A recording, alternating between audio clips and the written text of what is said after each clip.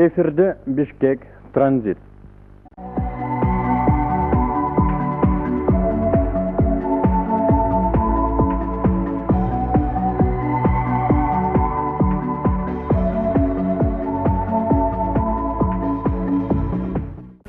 Эсиңерде болсо, биз өткөнкү Бишкек транзит программасында сиздерге эскерттик эле. Эл пикирин ар дайым билип туруу ыйык нерсе деп. Мына ошол максатта бүгүн дагы эл пикири сиздердин назарыңыздарга чыкмакчы, бирок бир гана суроо.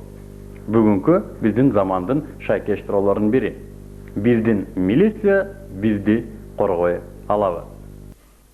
Эфирде Бишкек транзит, эл пикири Бишкек транзит. Ал эми милиция деген эмне кылат эми? Ишин азыр карап турсаң, өзү чынтыгын иштеп атат. Не кылат? Антип. Келет сурайт. Билем, коргой болуш керек. Коргой албайт. Же коргой алат. Эми милиция бар жерде турсаң коргойт да. Андай если милиция жок болуп же жанында көрүнбөй турса анда уже демет албай калат го. Сен ишенесиңби милицияга? Эми могу тарапты карап ишенсе болот азыр. О тазарган жакты көрүп.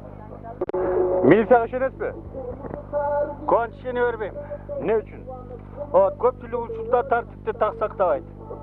Мисалы үчүн мына Ош базарынын тегерегинде так бирөөдү жакалап кетет, бирөөдү так жакалабайт, ошон үчүн Куанч ишене бербейм. Кимди жакалап атат?